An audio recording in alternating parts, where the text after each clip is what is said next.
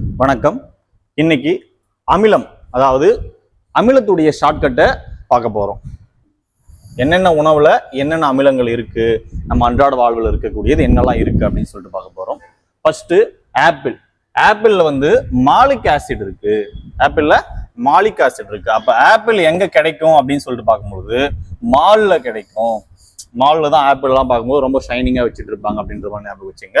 அப்ப ஆப்பிள் அப்படின்னு சொல்லிட்டு பார்க்கும்போது மால் அப்படின்னு சொல்லிட்டு ஷார்ட்கட் நம்ம வச்சுங்க. அதுக்கடுத்து எலுமிச்சை, லெமன்.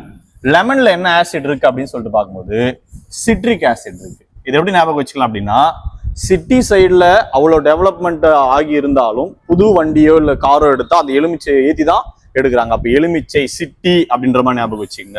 அப்போ எலுமிச்சை சிட்டி சிட்ரிக் அப்படின்ற மாதிரி ஞாபகம் வச்சுங்க, மறக்காம இருக்கிறதுக்காக. அதுக்கடுத்து பார்க்கும்பொழுது புளி